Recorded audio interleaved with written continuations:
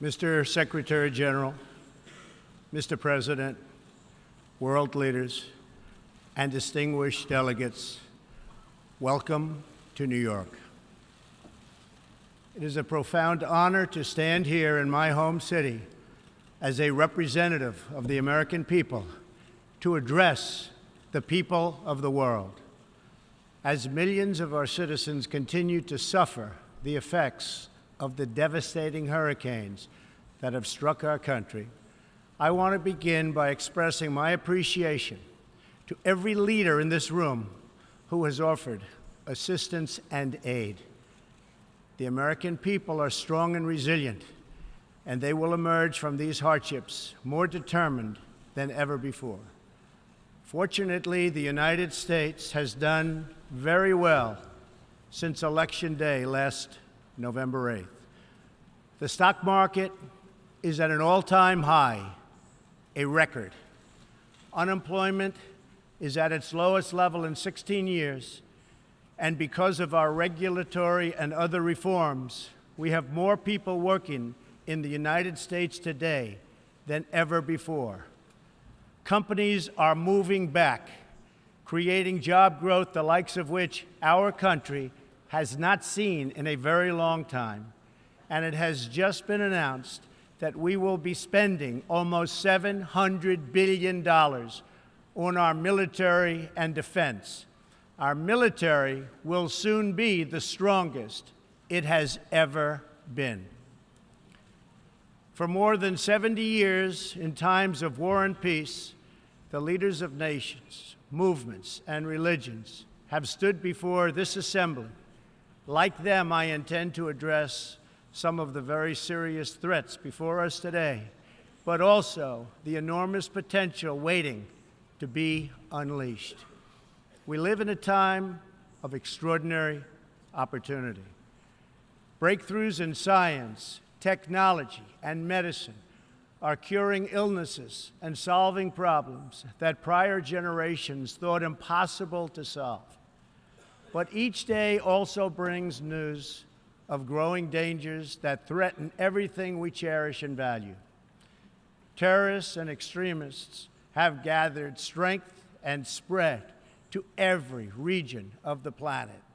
Rogue regimes represented in this body not only support terrorists, but threaten other nations and their own people with the most destructive weapons known to humanity. Authority and authoritarian powers seek to collapse the values, the systems, and alliances that prevented conflict and tilted the world toward freedom since World War II.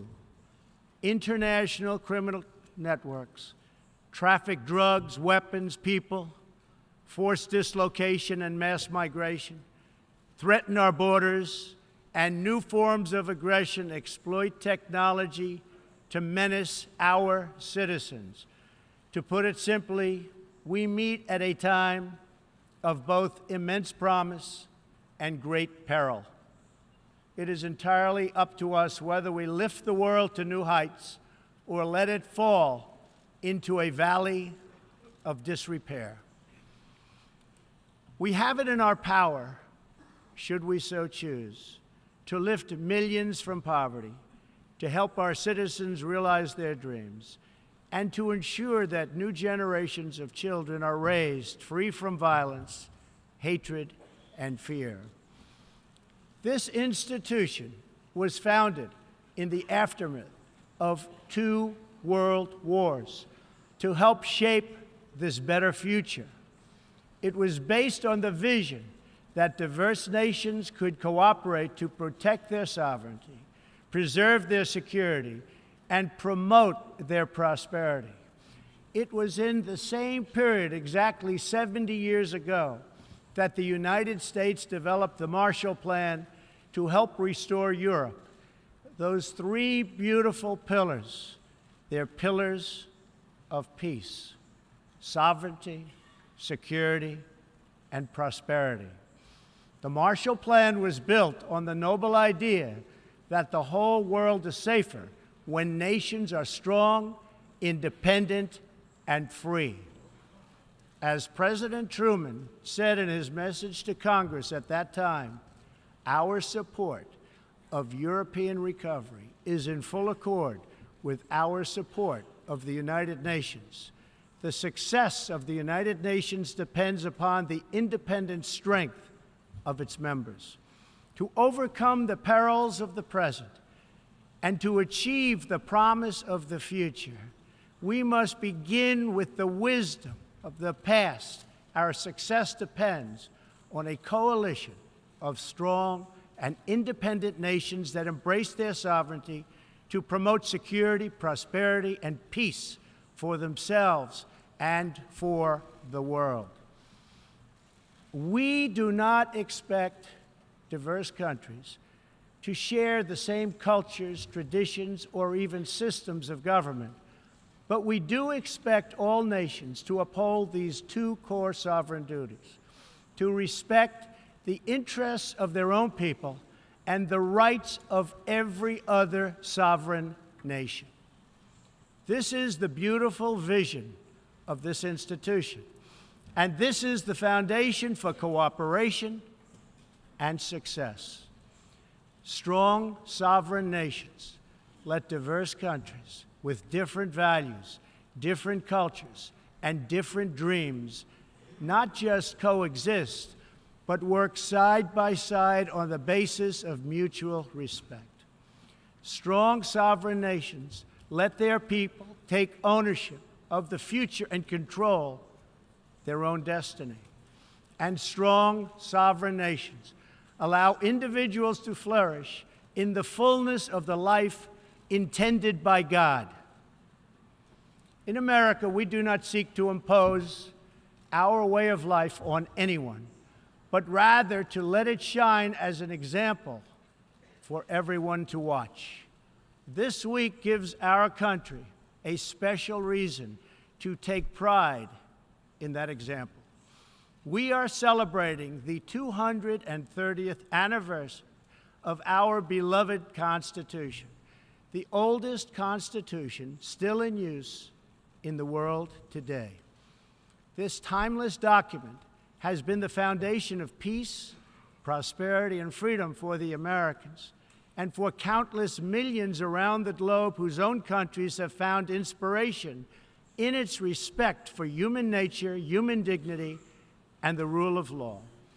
The greatest in the United States Constitution is its first three beautiful words. They are, "We the people."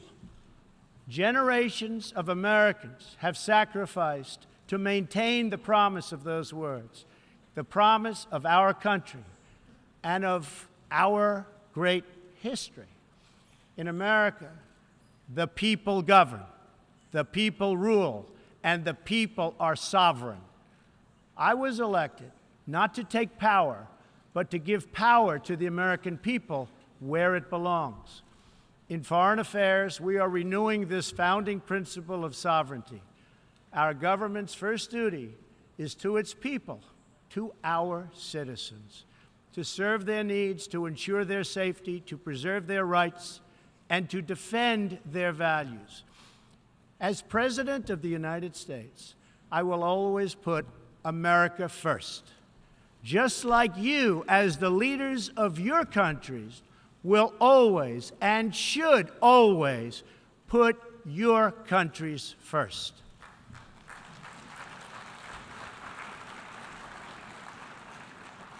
All responsible leaders have an obligation to serve their own citizens, and the nation-state remains the best vehicle for elevating the human condition.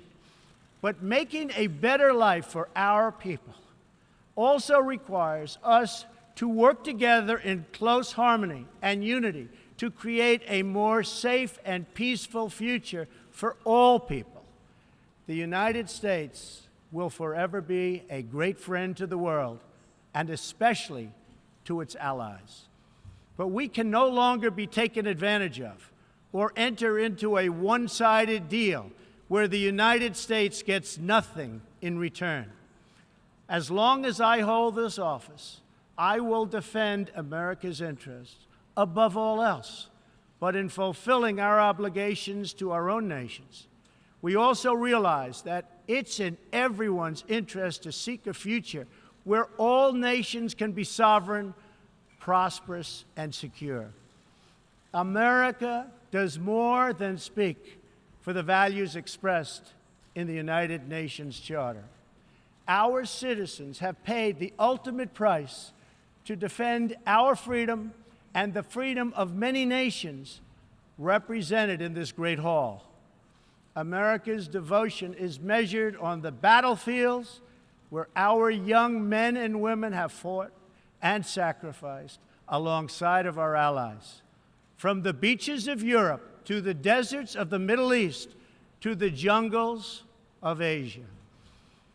It is an eternal credit to the American character that even after we and our allies emerged victorious from the bloodiest war in history, we did not seek territorial expansion or attempt to oppose and impose our way of life on others. Instead, we helped build institutions such as this one to defend the sovereignty, security, and prosperity for all. For the diverse nations of the world, this is our hope.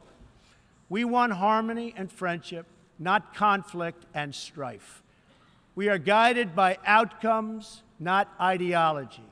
We have a policy of principled realism rooted in shared goals, interests, and values. That realism forces us to confront a question facing every leader and nation in this room.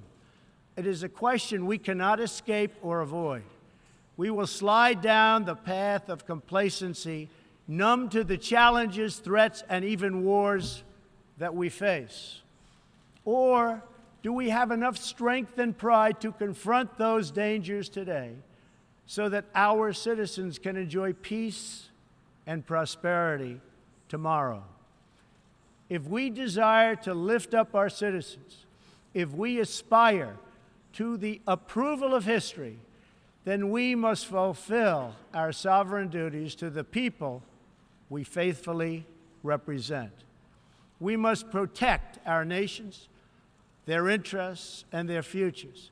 We must reject threats to sovereignty from the Ukraine to the South China Sea. We must uphold respect for law, respect for borders, and respect for culture, and the peaceful engagement these allow. And just as the founders of this body intended, we must work together and confront together those who threaten us with chaos, turmoil, and terror. The scourge of our planet today is a small group of rogue regimes that violate every principle on which the United Nations is based. They respect neither their own citizens nor the sovereign rights of their countries. If the righteous many do not confront the wicked few, then evil will triumph. When decent people and nations become bystanders to history, the forces of destruction only gather power and strength. No one has shown more contempt for other nations and for the well-being of their own people than the depraved regime in North Korea. It is responsible for the starvation deaths of millions of North Koreans and for the imprisonment, torture, killing, and oppression of countless more. We were all witness to the regime's deadly abuse when an innocent American college student, Otto Warmbier, was returned to America only to die a few days later. We saw it in the assassination of the dictator's brother using banned nerve agents in an international airport. We know it kidnapped a sweet 13-year-old Japanese girl from a beach in her own country to enslave her as a language tutor for North Korea's spies. If this is not twisted enough, now North Korea's reckless pursuit of nuclear weapons and ballistic missiles threatens the entire world with unthinkable loss of human life. It is an outrage that some nations would not only trade with such a regime, but would arm, supply, and financially support a country that imperils the world with nuclear conflict. No nation on earth has an interest in seeing this band of criminals arm itself with nuclear weapons and missiles. The United States has great strength and patience, but if it is forced to defend itself or its allies, we will have no choice but to totally destroy North Korea. Rocket Man is on a suicide mission for himself and for his regime. The United States is ready, willing, and able, but hopefully this will not be necessary. That's what the United Nations is all about. That's what the United Nations is for. Let's see how they do. It is time for North Korea to realize that the denuclearization is its only acceptable future. The United Nations Security Council recently held 2 unanimous 15-0 votes adopting hard-hitting resolutions against North Korea, and I want to thank China and Russia for joining the vote to impose sanctions, along with all of the other members of the Security Council. Thank you to all involved. But we must do much more. It is time for all nations to work together to isolate the Kim regime until it ceases its hostile behavior. We face this decision not only in North Korea.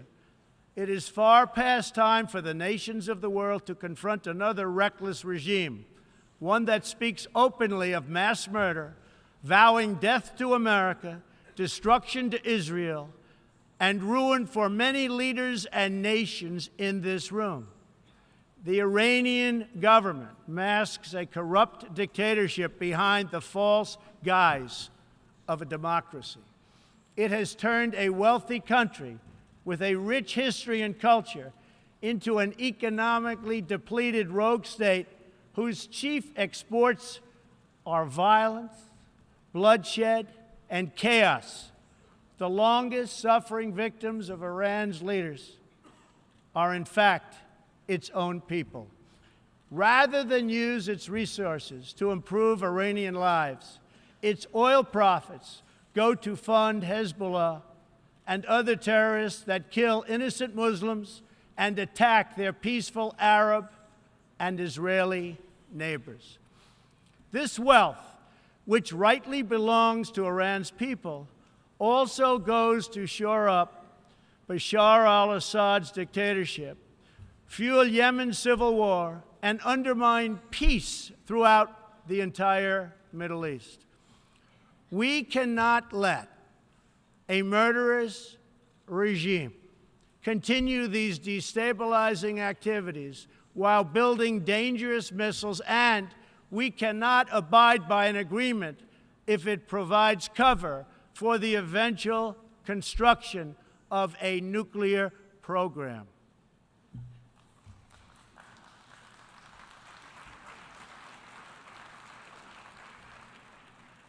The Iran deal was one of the worst and most one-sided transactions the United States has ever entered into. Frankly, that deal is an embarrassment to the United States, and I don't think you've heard the last of it, believe me. It is time for the entire world to join us in demanding that Iran's government end its pursuit of death and destruction. It is time for the regime to free all Americans and citizens of other nations that they have unjustly detained. And above all, Iran's government must stop supporting terrorists, begin serving its own people, and respect the sovereign rights of its neighbors. The entire world understands that the good people of Iran want change. And other than the vast military power of the United States, that Iran's people are what their leaders fear the most. This is what causes the regime to restrict internet access, tear down satellite dishes, shoot unarmed student protesters, and imprison political reformers. Oppressive regimes cannot endure forever, and the day will come when the people will face a choice. Will they continue down the path of poverty, bloodshed, and terror, or will the Iranian people return to the nation's proud roots as a center of civilization, culture, and wealth, where their people can be happy and prosperous once again?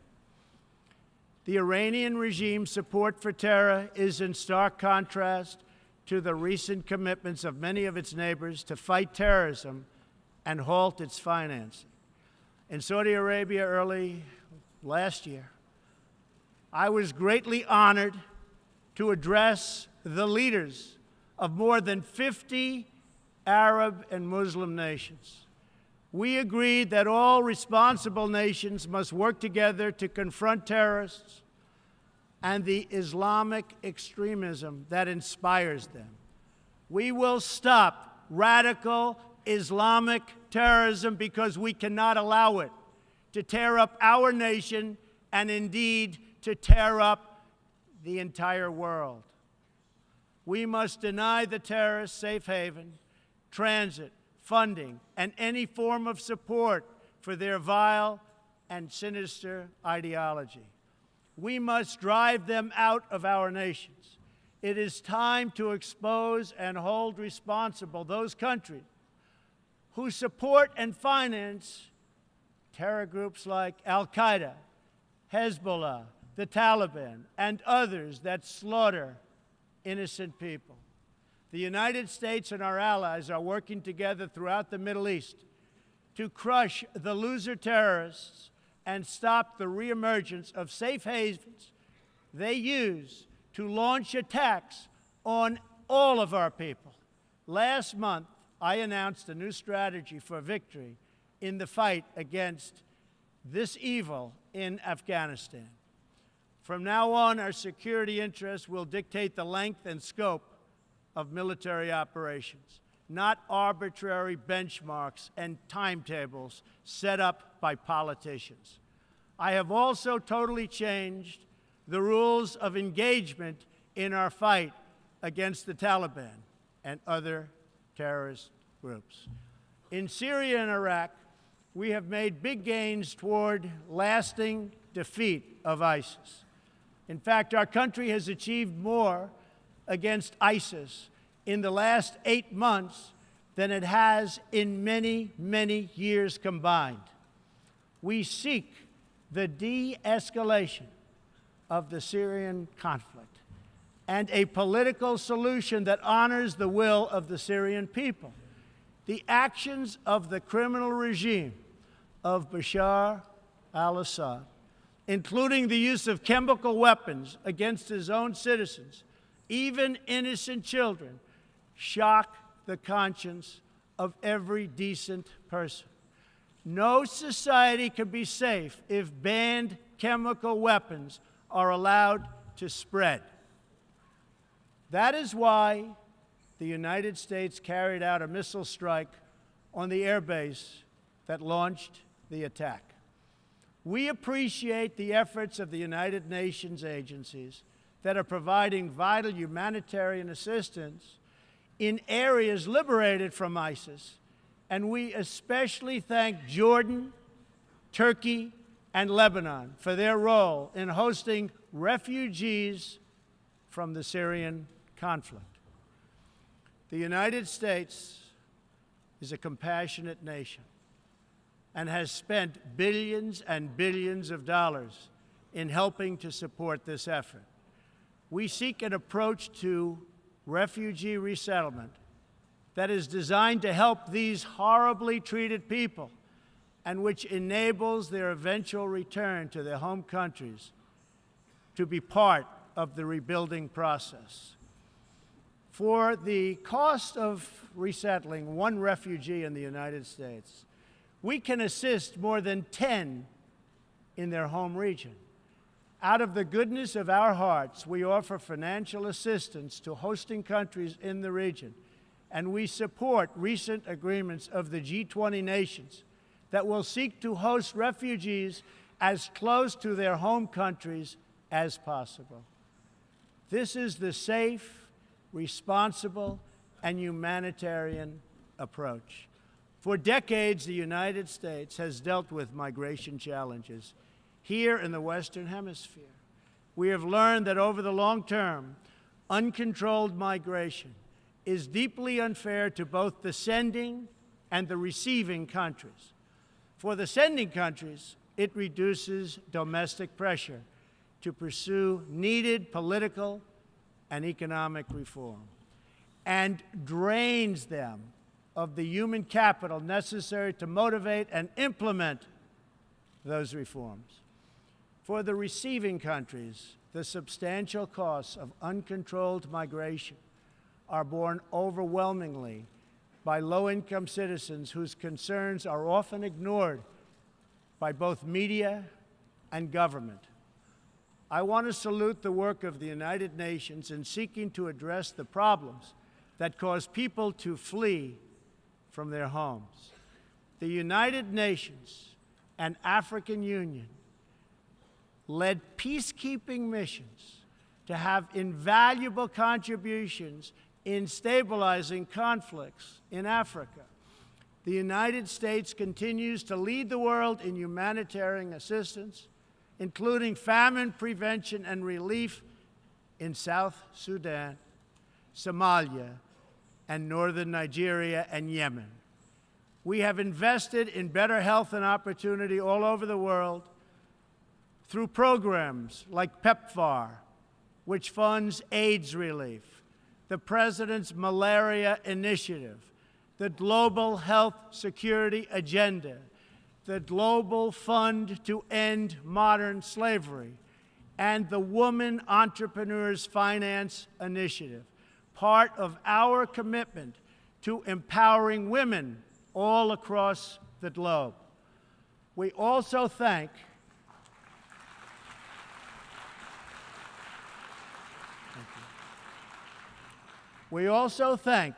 the Secretary General for recognizing that the United Nations must reform if it is to be an effective partner in confronting threats to sovereignty, security, and prosperity.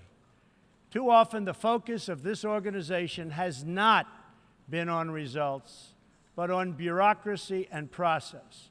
In some cases, states that seek to subvert this institution's noble aims have hijacked the very systems that are supposed to advance them. For example, it is a massive source of embarrassment to the United Nations that some governments with egregious human rights records sit on the UN Human Rights Council. The United States is one out of 193 countries in the United Nations, and yet we pay 22% of the entire budget and more. In fact, we pay far more than anybody realizes. The United States bears an unfair cost burden, but to be fair, if it could actually accomplish all of its stated goals, especially the goal of peace, this investment would easily be well worth it. Major portions of the world are in conflict, and some, in fact, are going to hell. But the powerful people in this room, under the guidance and auspices of the United Nations, can solve many of these vicious and complex problems. The American people hope that one day soon the United Nations can be a much more accountable and effective advocate for human dignity and freedom around the world. In the meantime, we believe that no nation should have to bear a disproportionate share of the burden, militarily or financially. Nations of the world must take a greater role in promoting secure and prosperous societies in their own regions. That is why in the Western Hemisphere, the United States has stood against the corrupt, destabilizing regime in Cuba and embraced the enduring dream of the Cuban people to live in freedom. My administration recently announced that we will not lift sanctions on the Cuban government until it makes fundamental reforms. We have also imposed tough, calibrated sanctions on the socialist Maduro regime in Venezuela, which has brought a once thriving nation to the brink of total collapse. The socialist dictatorship of Nicolas Maduro has inflicted terrible pain and suffering on the good people of that country. This corrupt regime destroyed a prosperous nation by imposing a failed ideology that has produced poverty and misery everywhere it has been tried. To make matters worse, Maduro has defied his own people, stealing power from their elected representatives to preserve his disastrous rule. The Venezuelan people are starving, and their country is collapsing. Their democratic institutions are being destroyed. This situation is completely unacceptable, and we cannot stand by and watch. As a responsible neighbor and friend, we and all others have a goal. That goal is to help them regain their freedom, recover their country, and restore their democracy. I would like to thank leaders in this room for condemning the regime and providing vital support to the Venezuelan people. The United States has taken important steps to hold the regime accountable. We are prepared to take further action if the government of Venezuela persists on its path to impose authoritarian rule on the Venezuelan people. We are fortunate to have incredibly strong and healthy trade relationships with many of the Latin American countries gathered here today. Our economic bond forms a critical foundation for advancing peace and prosperity for all of our people and all of our neighbors. I ask every country represented here today to be prepared to do more to address this very real crisis. We call for the full restoration of democracy and political freedoms in Venezuela.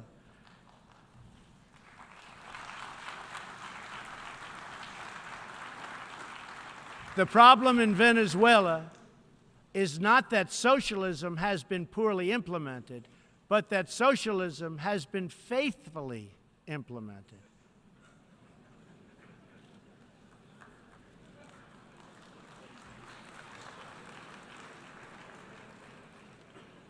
From the Soviet Union to Cuba to Venezuela, wherever true socialism or communism has been adopted, it has delivered anguish and devastation and failure.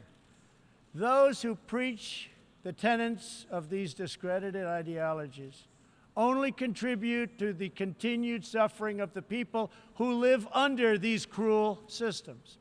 America stands with every person living under a brutal regime.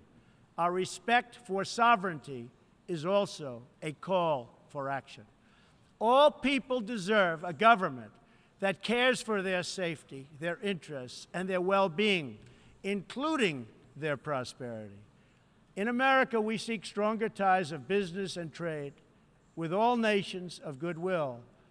But this trade must be fair, and it must be reciprocal. For too long, the American people were told that mammoth multinational trade deals, unaccountable international tribunals, and powerful global bureaucracies were the best way to promote their success. But as those promises flowed, millions of jobs vanished and thousands of factories disappeared. Others gamed the system and broke the rules. And our great middle class, once the bedrock of American prosperity, was forgotten and left behind. But they are forgotten no more, and they will never be forgotten again. While America will pursue cooperation and commerce with other nations, we are renewing our commitment to the first duty of every government, the duty of our citizens. This bond is the source of America's strength and that of every responsible nation represented here today. If this organization is to have any hope of successfully confronting the challenges before us, it will depend, as President Truman said some 70 years ago, on the independent strength of its members. If we are to embrace the opportunities of the future and overcome the present dangers together, there can be no substitute for strong, sovereign, and independent nations. Nations that are rooted in their histories and invested in their destinies. Nations that seek allies to befriend, not enemies to conquer. And most important of all, nations that are home to patriots, to men and women who are willing to sacrifice for their countries, their fellow citizens, and for all that is best in the human spirit. In remembering the great victory that led to this body's founding, we must never forget that those heroes who fought against evil also fought for the nations that they loved. Patriotism led the Poles to die to save Poland, the French to fight for a free France, and the Brits to stand strong for Britain.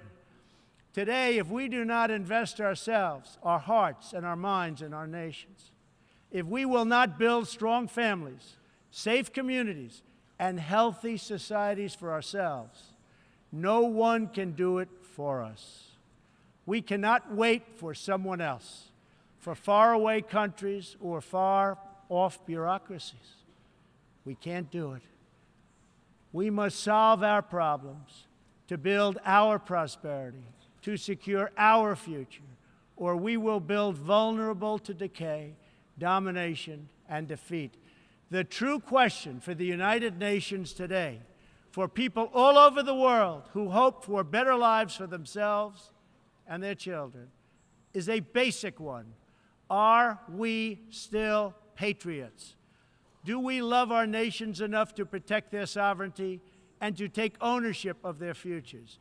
Do we revere them enough to defend their interests, preserve their cultures, and ensure a peaceful world for their citizens? One of the greatest American patriots, John Adams, wrote that the American Revolution was effected before the war commenced. The revolution was in the minds and hearts of the people. That was the moment when America awoke, when we looked around and understood that we were a nation. We realized who we were, what we valued, and what we would give our lives to defend. From its very first moments, the American story is the story of what is possible when people take ownership of their future. The United States of America has been among the greatest forces for good in the history of the world, and the greatest defenders of sovereignty, security, and prosperity for all. Now we are calling for a great reawakening of nations, for the revival of their spirits, their pride, their people, and their patriotism. History is asking us whether we are up to the task. Our answer will be a renewal of will, a rediscovery of resolve, and a rebirth of devotion we need to defeat the enemies of humanity and unlock the potential of life itself. Our hope is a word and world of proud, independent nations that embrace their duties, seek friendship, respect others, and make common cause in the greatest shared interest of all, a future of dignity and peace for the people of this wonderful earth. This is the true vision of the United Nations, the ancient wish of every people, and the deepest yearning that lives inside every sacred soul. So let this be our mission, and let this be our message to the world. We will fight together, sacrifice together, and stand together for peace, for freedom, for justice, for family, for humanity, and for the Almighty God who made us all. Thank you. God bless you. God bless the nations of the world, and God bless the United States of America. Thank you very much.